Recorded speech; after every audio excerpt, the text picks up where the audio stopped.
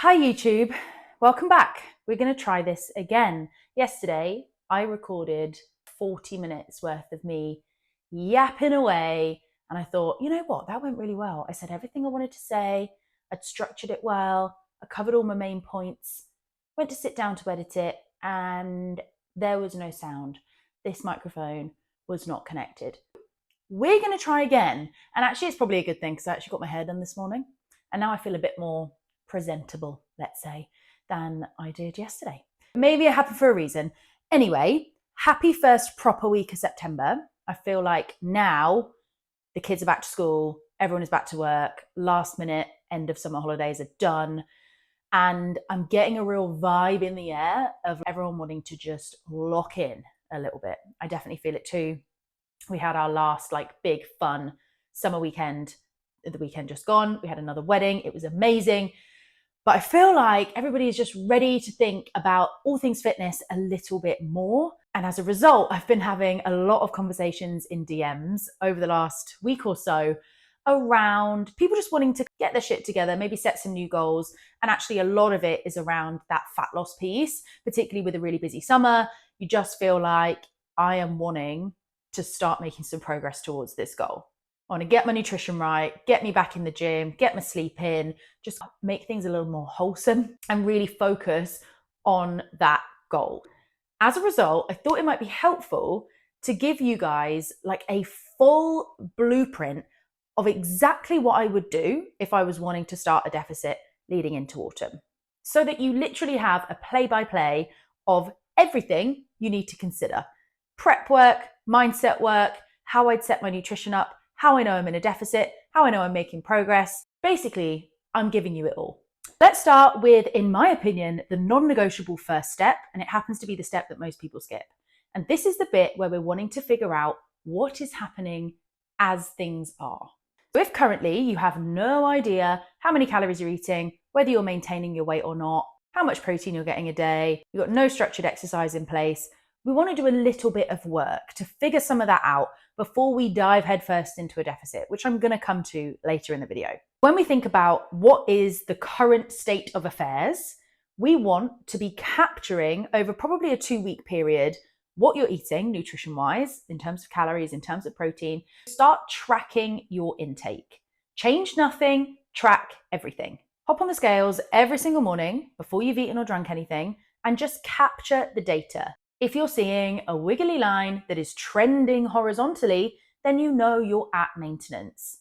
If it's trending up, you're in a surplus. If it's trending down, you're in a slight deficit. Let's say for the sake of this video, we are roughly maintaining our weight based on the calories we are currently consuming and the exercise we are currently doing. We want to take the average of that calorie number across that 14-day period, because that gives us a really solid idea of what maintenance looks like for you right now. Then I want you to take 10 to 20% off of that figure. We're not cutting it in half. We're not doing 800 calories for 5 days and then eating normally for the other 2. We are literally taking a relatively small percentage off of that maintenance number, which you are pretty sure of because you have the data to back it up. Somewhere between 10 and 20% works really well, just depending on how aggressive you want to be and how quickly you want to see those results. I wouldn't recommend going much higher than that for most people, simply because it becomes unsustainable, which is just not how we do fat loss that actually lasts. That is exactly how I would know categorically heading into a diet that if I stick to that calorie level I've got myself, that I will see fat loss happen.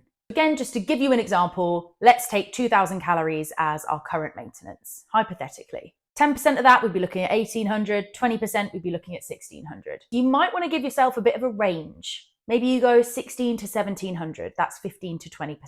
Because realistically, who eats exactly the same number of calories every single day? As an alternative, you can just open up any TDEE calculator, literally stick it in Google, thousands will pop up, they're all pretty much the same. Type in your height, weight, age, activity level, and it will give you a rough estimate of what your deficit calories could be. Now you can do that and it can work. But the reason I highly recommend doing that bit of prep work first, what I call baselining, is for 2 reasons. Firstly, you're basing that number that you have as a deficit on your real life, what is actually happening to you as an individual right now based on your lifestyle, rather than a computer spitting out a number as a result of doing a basic equation. It gives you real confidence that your deficit is going to work. There is no guessing. Also, if you're someone who currently has little to no structure around their nutrition, it's all well and good a calculator giving you 1,600 calories as your deficit, but how the hell are you going to actually execute on that if you don't know what you're eating at the moment? If you currently have different numbers of meals at really random, sporadic times throughout the day, you have no idea how much protein you're consuming, you don't have any principles around the meals you do eat, it's kind of a grab and go situation most of the time, you're going to find sticking to that number very difficult compared to someone who has already done that bit of preparation work, started introducing things like portion sizes, protein targets, regular meal timings, etc., etc. You've done your baselining, you've got your deficit target, you're off and running. And it won't surprise you to hear that the bit that people actually struggle with is the execution. So I'm going to give you my top tips on nutrition when we're thinking about a deficit. And in fact, a lot of these work at maintenance too. I've already briefly touched on this, but it's meal timings. For most people, I would highly recommend keeping meals regular throughout the day, every 3 to 4 hours, as predictable as you can. And I'd also think about splitting up your calorie budget in a way that makes sense. We probably don't want to be going for 200 calories at breakfast, 200 calories at lunch, 200 calorie snack, and then a 1,000 calorie dinner. Not because that's going to make any difference. A deficit is a deficit, but you're probably going to be finding that you're very hungry throughout the day. And people who are very hungry and very agitated don't make good decisions. And if it feels like a slog, you will probably give up.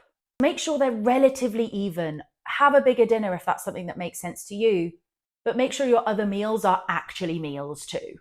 Let's use our example of 1,600 calories. Maybe you look at something like 300 calories for breakfast, 400 for lunch, 300 for snack, and 600 for dinner. Just need to actually check that adds up. I think it does. Anyway, you get the gist. And when it comes to those meals, keep it simple. You do not want to get into the habit of scrolling through TikTok and saving 500 recipes that frankly you are never going to make, because who has the time? Take some time planning out your week before it happens. I like to do this on a Friday afternoon. And whilst the principle is something that I do year round, I probably get a little bit more specific when it comes to a deficit phase. I want to think about getting a food shop in. What am I going to need? In order to figure out what I need, it might be worth just picking 2 breakfasts, 2 lunches, 2 snacks that you can kind of cycle through in that week. Leave your variety for dinner when you have more time. But the more repetitive and easy you can make this, the better this is going to be. I've planned out my kind of staple go-to meals for the week. I've built my shopping list around that. I've got my food shop in the fridge. All of a sudden, everything feels 10 times easier. And if you're someone who's thinking, but I just literally don't even know what I'm going to be eating, I can't think of 2 of the breakfast options, 2 lunch options, I just have absolutely no inspiration, I'm going to help you out. I like to use the 5-5-4 rule. This is 5 sources of protein, 5 sources of fruit or veg, and 4 sources of carbs. I quite literally will then just cycle through those things, mixing and matching as I go. Beef, sweet potato, broccoli, salmon, rice, peas, chicken, pasta, salad, oats, yogurt, fruit. You see where I'm going with this. It does not need to be complicated. This leads me nicely to my PCC principle, which I use all the time, but is specifically really helpful in a deficit. We're basically thinking about protein, carbs, and color. And wherever possible, we're wanting to create a plate that looks a little bit like this. And if you're someone who's really busy and is working a crazy job and has a couple of young kids, you might be thinking, I have simply not got time to be creating steak, potatoes, and roasted vegetables for my lunch every day. You don't have to. Think simpler. This could literally be ham in a wrap with some salad. Take it down to as simple as you need to be, but hit these 3 principles. The reason we want to do that is because protein and carbs are going to be the main sources of energy here. We're going to be wanting that protein particularly to keep hold of your muscle mass whilst in a deficit. This is crucial for health, but also aesthetics. The color piece, and whilst this is objectively incredible for your health, is also really helpful when we think about volume eating. If you're looking at a tiny little plate of food with a little chicken breast, 3 or 4 potatoes, and a sad little handful of salad, you're probably not going to feel that satisfied afterwards. We want to use that color element for volume. And here are some ways that I would suggest you do that as much as possible. Stomach fullness makes a big difference when it comes to feeling satisfied during that deficit phase. So to recap, frequency, every 3 to 4 hours works well for most people. Repetition, do not overcomplicate it. Pick a few, cycle through them.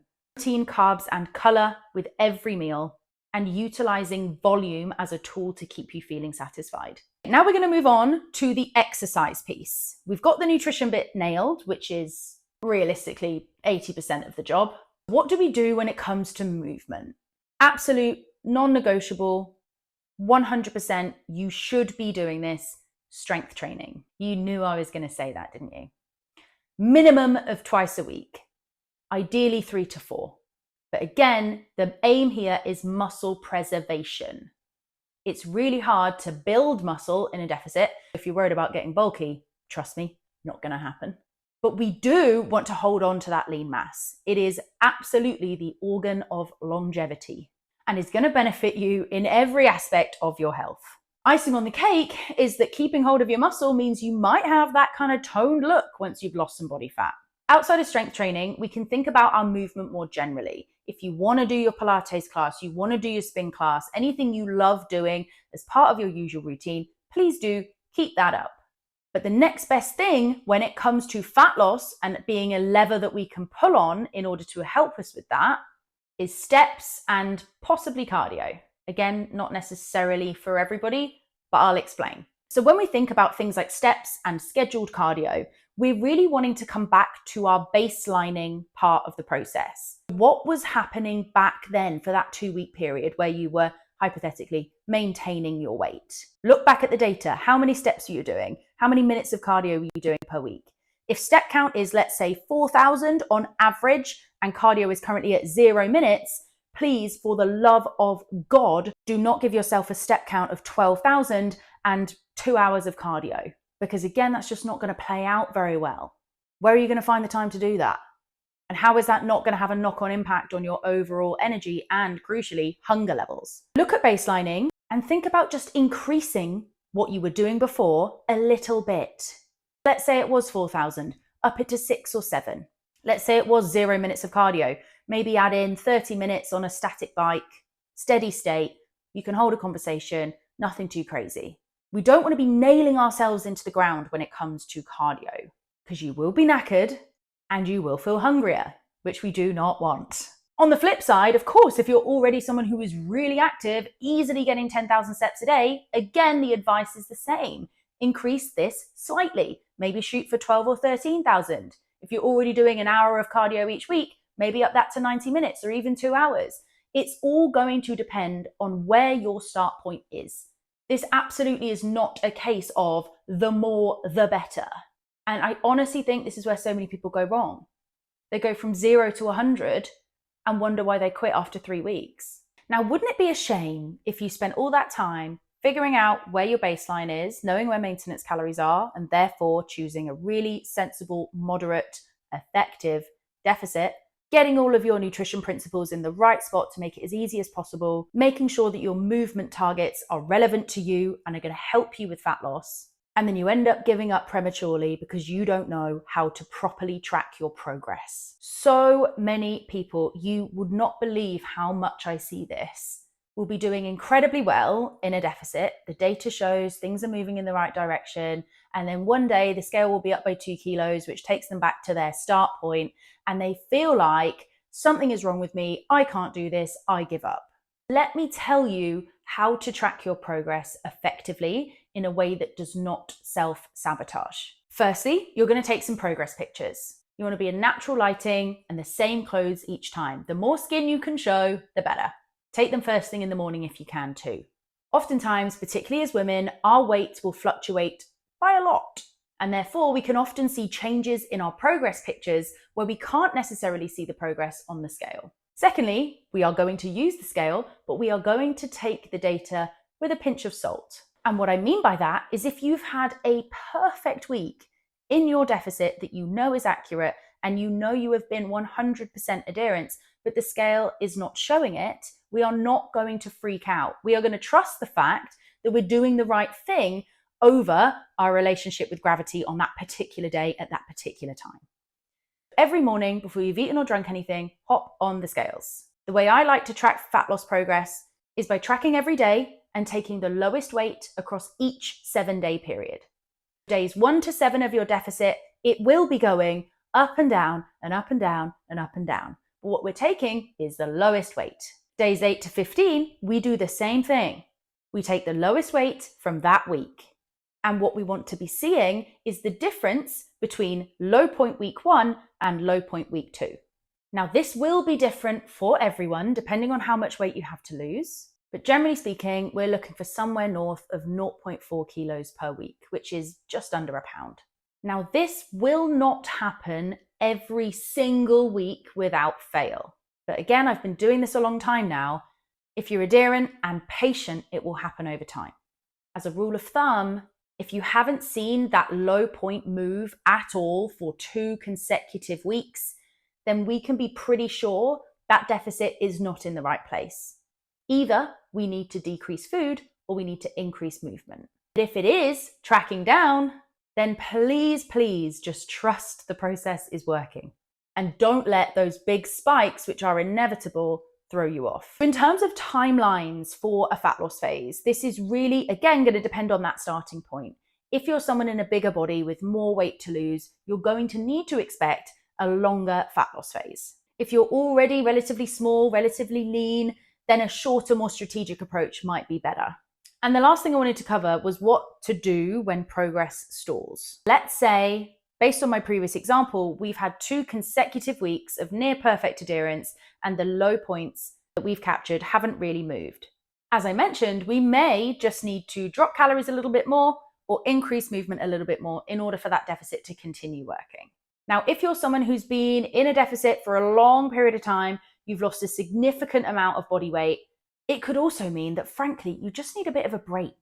A couple of weeks of just giving your body and mind a bit of a rest, not necessarily thinking about tracking every gram, and having a little bit more flexibility when it comes to your nutrition in general. And this is what is known as kind of a diet break.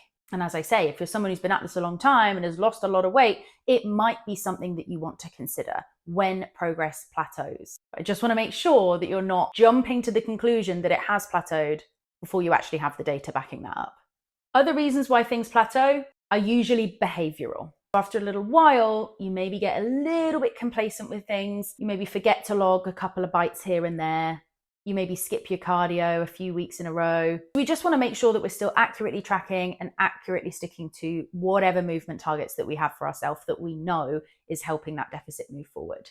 If you've got a fat loss goal this autumn, I am hoping this video has given you basically everything you need to know about mindset, preparation, adherence, progress tracking, nutrition, and training. But as always, if you have any questions, drop them below. I always love hearing from you guys. And remember to like and subscribe too. I will see you next week. Love you, bye.